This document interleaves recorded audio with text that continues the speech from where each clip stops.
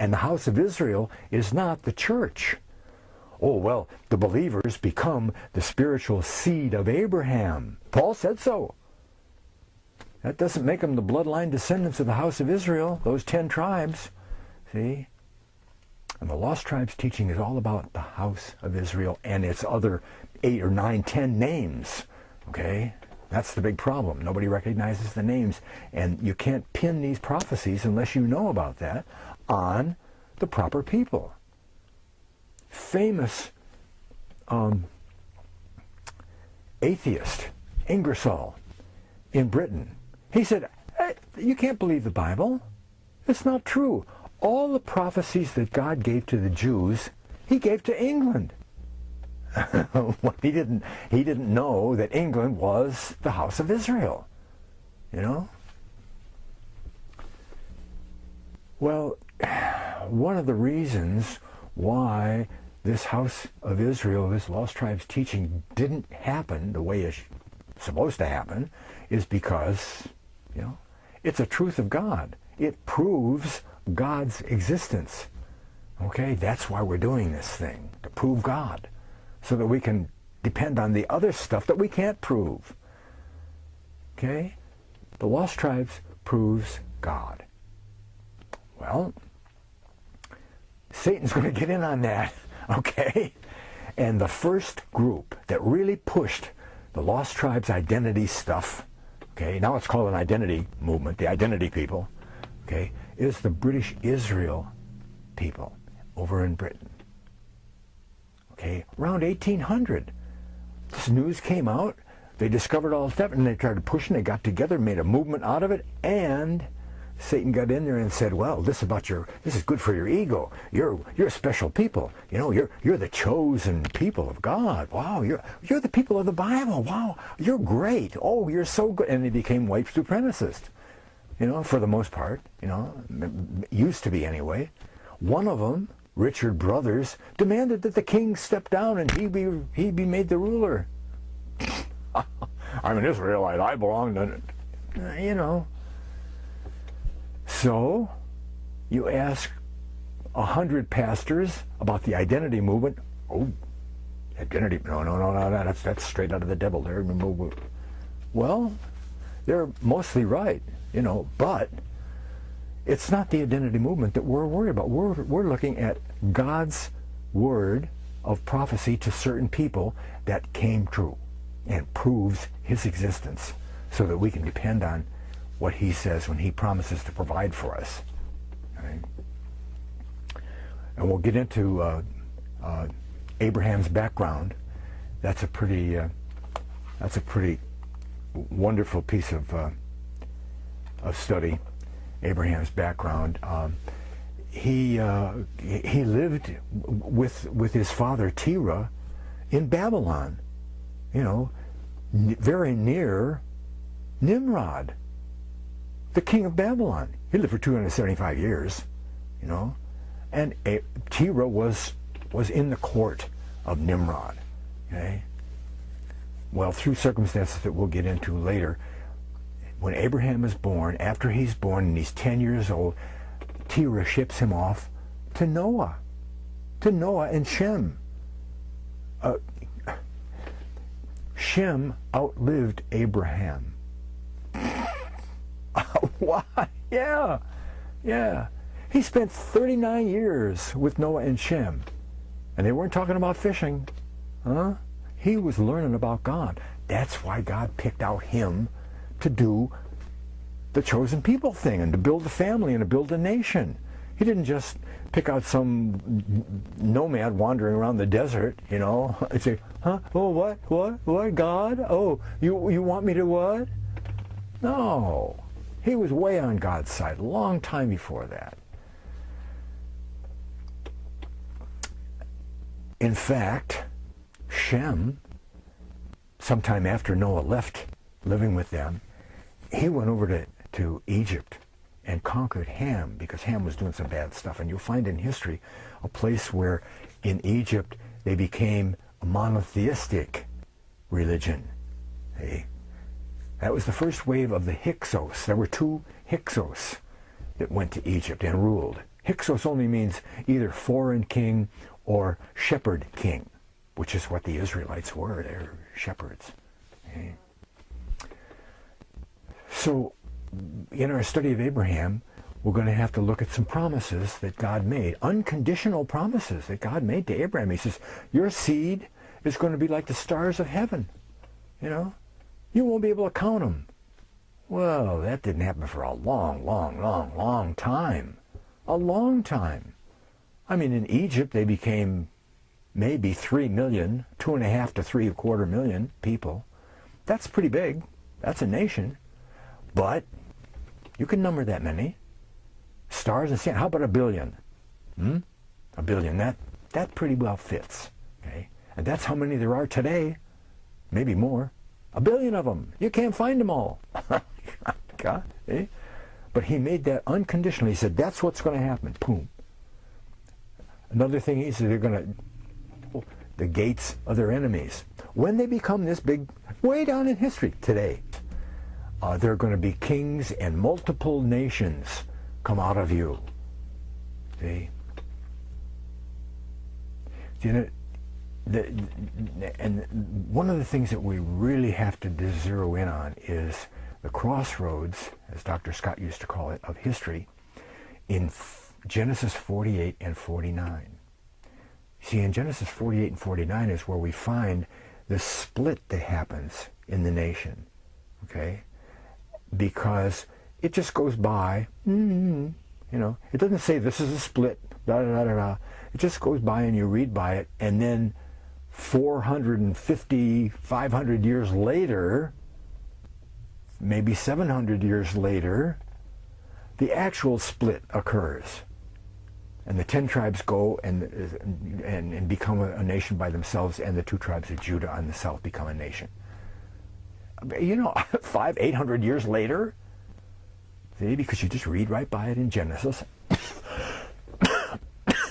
Basically what happened, we'll get into it in detail, Jacob in 48, he adopts Joseph's two sons, Ephraim and Manasseh. And he adopts them as his first and second born. Whew, puts him right at the top of the list, you know, and makes some promises to him. And then in 49, Jacob says, here's what's going to happen to you in the latter days today. When this big population group is happening from Abraham. So all that stuff is at the end times. He said, this is what will happen. He goes through the blessing of all the tribes, giving them blessings and saying this is going to happen, blah, da, da, da, da. This is part of the birthright. This is his birthright promise to him. He gives them all the stuff that he can give them and tells them what's going to happen, and, you know, okay. But the birthright doesn't go like it's supposed to. It always goes to the firstborn. Reuben didn't get it. He in first place, he wasn't the firstborn anymore. Ephraim was the firstborn, and his older brother, who was really the firstborn of Joseph, Manasseh, was the second tribe. He was the number 1 and number 2. Okay. So as Jacob goes down the line, he passes over Reuben, he passes over Simeon and Levi for other reasons, and he lands in Judah. Judah is now the one that would receive the whole birthright, but he doesn't give it to him. He only gives him the right to rule the family and to be the keeper of the law. You want to know what the law of God is, you go to Judah. He's the repository of the law. That's all he got. Poor Judah. You know, he thought he was in line for everything. He didn't get anything. He got to be the king. Big deal. Okay? Joseph got everything. He got all the land, all the cattle, all the rings and the perfume, all that stuff, see? And all the promises. Because those promises, those 3 unconditional promises that went to Abraham, passed to Isaac. You can read about it. And they passed on to Jacob. Now, Jacob's descendants are going to be like the stars of the heaven. They'll possess the gates of their enemies and all that stuff. And what does Jacob do with that? He gives it to Joseph.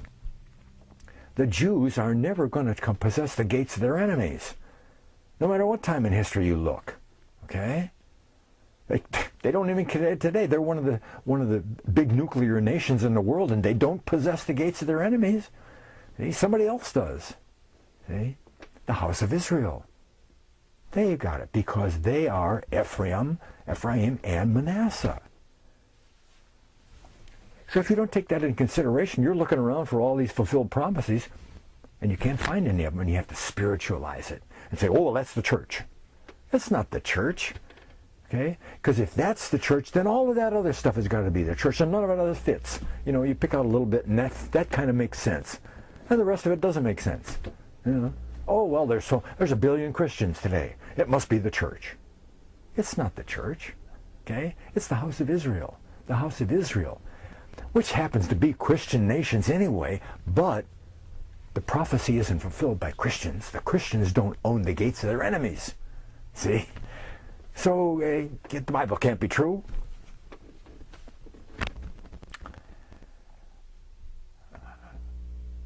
That's even confirmed in 1 Chronicles 5:1, where it says that Judah would reign, but Joseph got the birthright.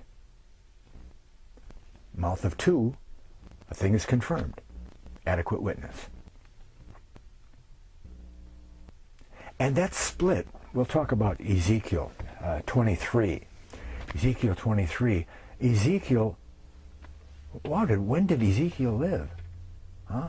Wasn't he around in the Babylonian captivity 600 to 585 BC? Huh? How long after Egypt was 600 BC? Huh? They went into Egypt around 1800. 1800 some. Came out 1453. Huh? That's almost 1,000 years. 1,000 years later, Ezekiel says, down in Egypt, there were two sisters, Aholah and Aholibah, and they went whoring. That's idol worship. God always uses adultery and whoring, sex stuff, bad sex, for idol worship. They were down there in Egypt and they were whoring around. Wait a minute. That was all one big family. All the 12 tribes were down there in Egypt. They lived there for 400 years. They came out, they traveled around for 40 years, they got into the promised land. They were one people. They were one people until they got a king, Saul, and then David became king, and then Solomon became king. They were all one people. But when Solomon died, then they split. That was 721 BC.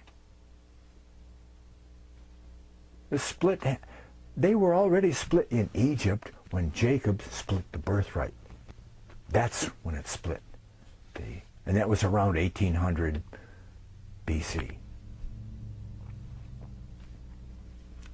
Aholah and Aholibah. Jeroboam. I need to talk about Jeroboam. We're going to get into him. This has to do with the kingdom splitting. Okay? Jeroboam is met by a prophet. He says, the kingdom is going to split. You're going to be ruler of the 10 tribes. And Judah, with Benjamin along for a light to them, is going to be the southern kingdom. There'll be two complete kingdoms. And they were for 200 years. They warred against each other. You know, they went to war with each other. 200 years, as long as we've been in existence here in the United States.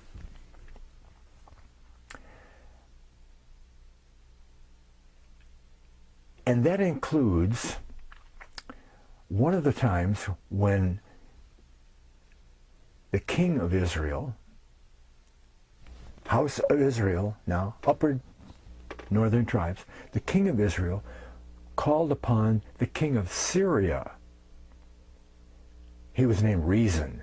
Pekah was Israel, and King Rezin was from Syria. He said, hey, come on down here and help me war with these guys. He came down, and they were making war, and they're getting ready, and they took the name, you know the name Israelite, Jebusite, Canaanite, all these ites. Well, the tribes of the southern kingdom of Judah were Judahites, right? Judahites. Okay.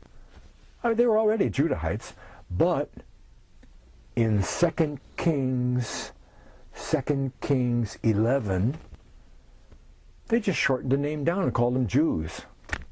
That's all, just Jews. See? And really, it was only technically that the Benjamites were called Jews because they were in the kingdom of Judah. After the Babylonian captivity, they split off and they went up in Galilee. They didn't want anything to do with those Judahites, I guess. They went in there to do their whole thing. Only the tribe of Judah, the bloodline tribe of Judah, are real Jews. Are real Jews. Benjamin was only with them until the nation got carried away. They were just pseudo-Jews. Along with that history that we have to mention right now, there's a king, the 6th king of the house of Israel, the 10 tribes in northern Israel. He was like Hammurabi. He made a bunch of laws, and he changed the capital to Samaria instead of Bethel, Samaria. And he was a big, well-known king in the area and did a lot of stuff, okay? His name was Omri, O-M-R-I, but they didn't say they said Hum. So it was like a K-H, Humri. Humri was his name, okay? That's good for later on. Okay, starting around 745 BC, the Assyrian Empire rose to ascendance, came down, and started conquering. Wave after wave of armies came down and conquered all of Israel, all of Palestine, okay, with a few exceptions. They started on the east side of the Jordan River and took away Reuben and Gad and it's called the half tribe of Manasseh. They all lived on the east side of the Jordan. Okay, it took them away first. They were the easiest to get to. Then they went over the Jordan later on. A couple of waves of conquering went down, took the whole nation of Israel, maybe 6 million of them. The whole nation took them away, lock, stock, and barrel. There was not anybody left. See? They even tried, and it took a whole lot of Jews.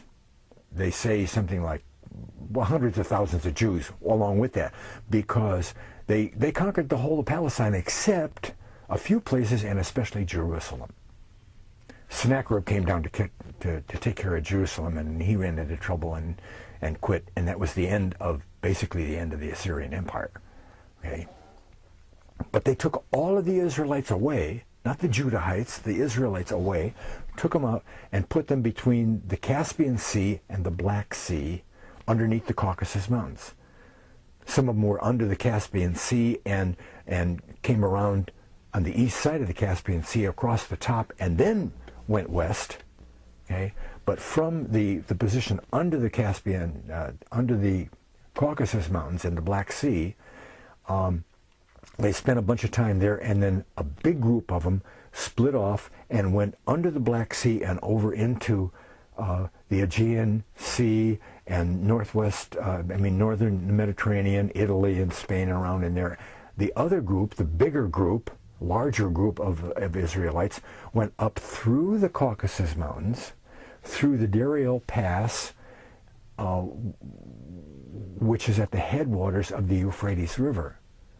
They went through there up into what became known as Scythia. Scythia. Arsareth is on some maps, which means place of rest. Okay. What's next here?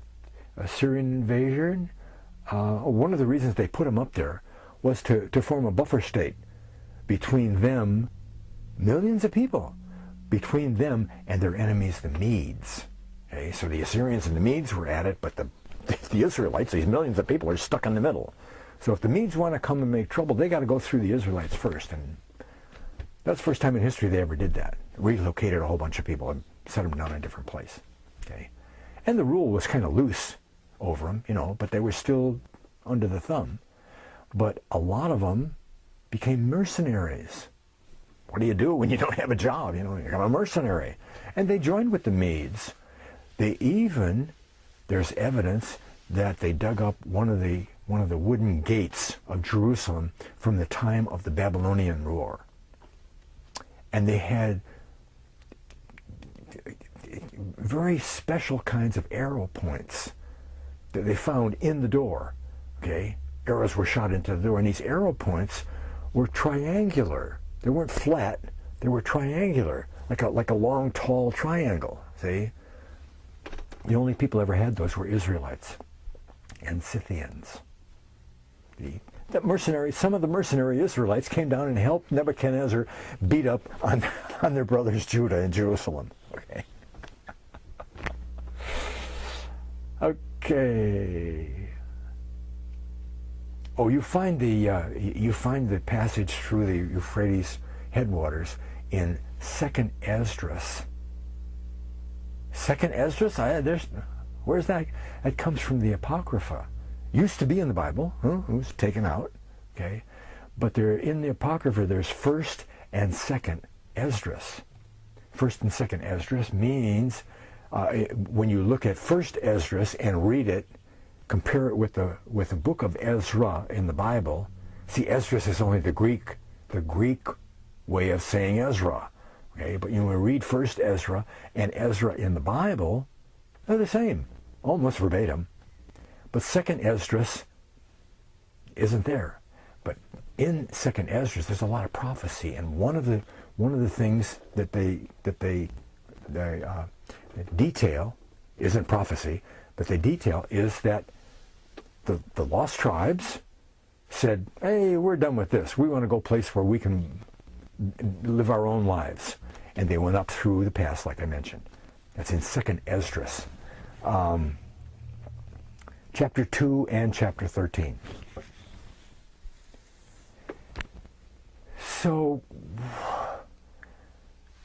the lost tribes got their name because they got lost, right?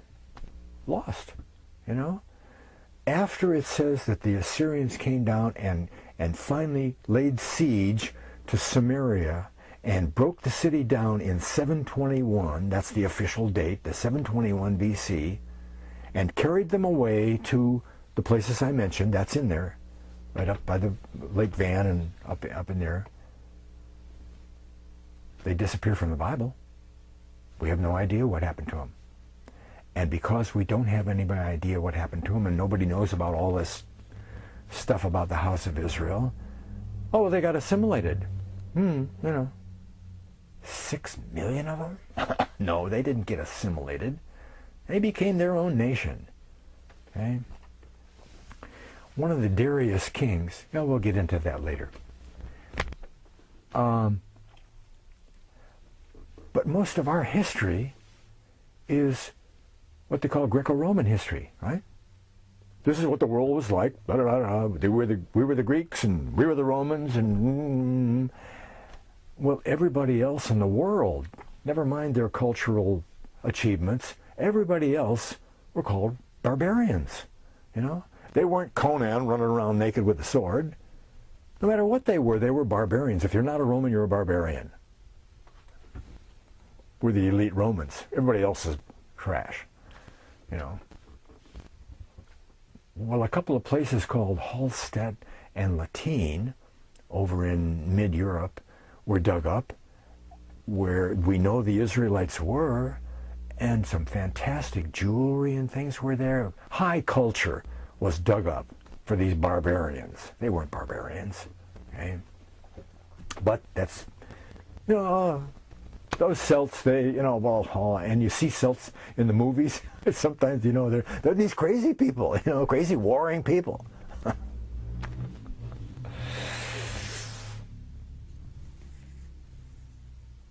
Well, we know what the Scythians were.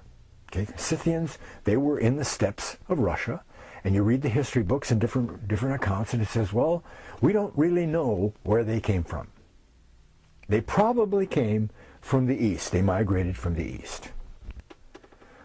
Well, okay, let's take the history of the Bible, and it says that all of those Israelites, millions of them, went up through the mountains and went into that same place where the history people talk about the Scythians. Well, the Scythians are there. Yeah, we know about the Scythians.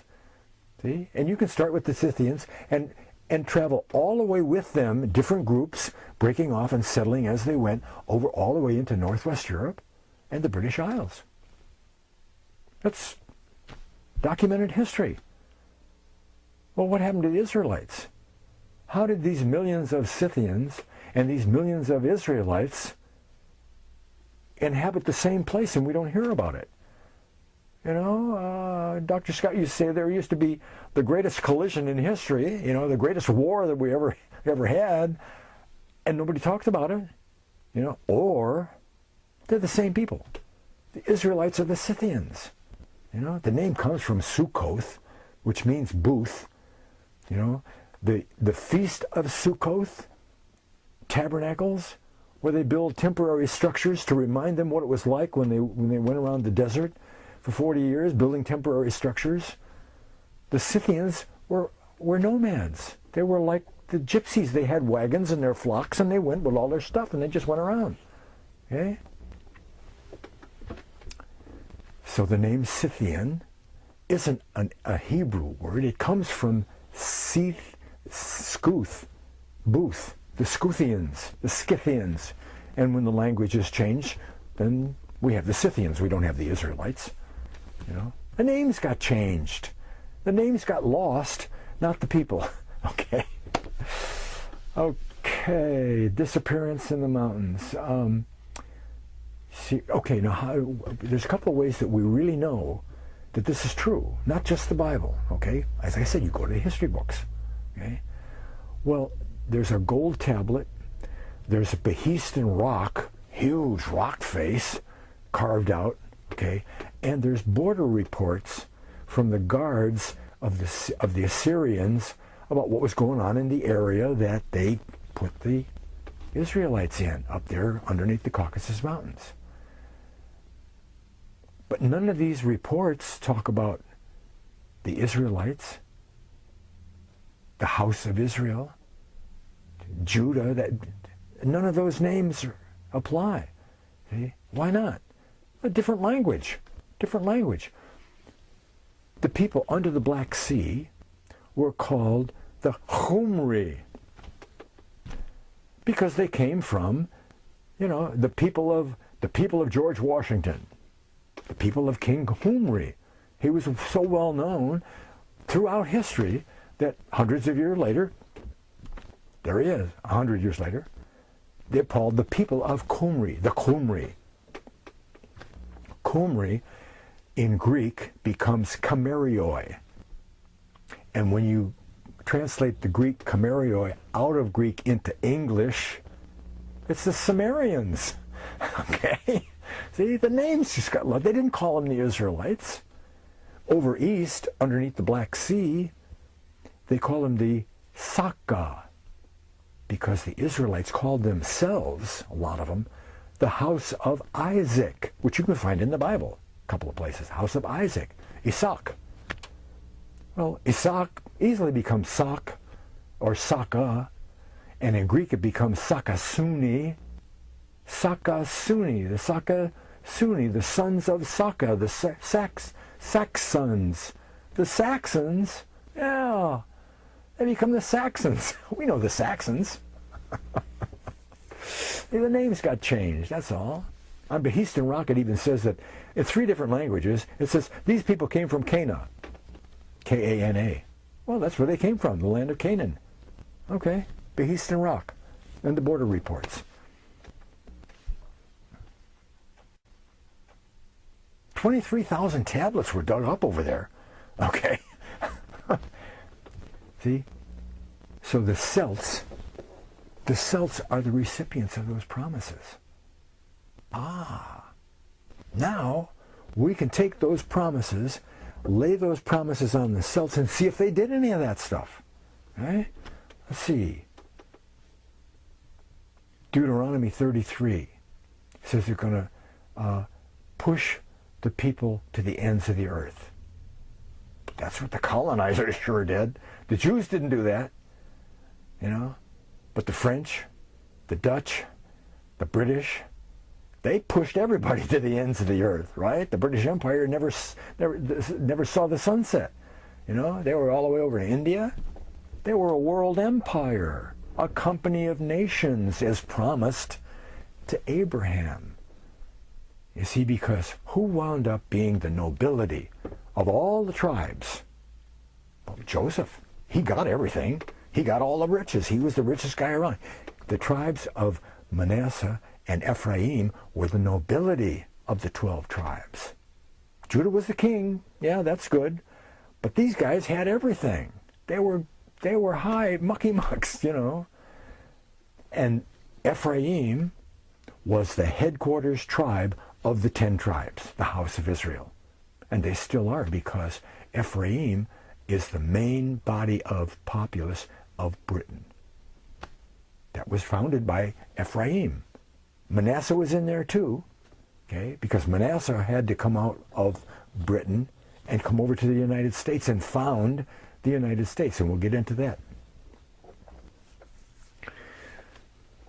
So the birthright promises, which you can look in the Bible, and they never happened, okay? The house of Israel never got those birthright promises in the promised land. They got them over in England, Britain, starting around 1800, which we'll get into. The punishment period came up, and now they could be awarded the promises of the birthright. And that's when the British Empire really started to blossom, okay, 1800s. And one last word about that. Gates of their enemies. Remember, that was all the way back to Abraham. And it was adequate witness prophesied to Isaac's future wife. When she was leaving home to come to be Isaac's wife, her sister, or her mother, or both of them, prophesied and said, yeah, boom, gates of the enemies, gates of those who hate you. Well, again, the Jews don't qualify. But who owns Suez? Gibraltar, Cape of Good Hope, Panama Canal, Cape Horn, you know, Hong Kong, Falkland Islands, all Britain and the United States, you know, the tribes of Joseph, Ephraim and Manasseh. Came true. It's already true. And you don't have to have any more than your grade school, high school history, which is really crap to begin with, you know. But you don't need any more than that to know that Britain controlled the Suez Canal and Gibraltar, and the U.S. controlled Panama Canal. You don't need that's in the news, practically, you know.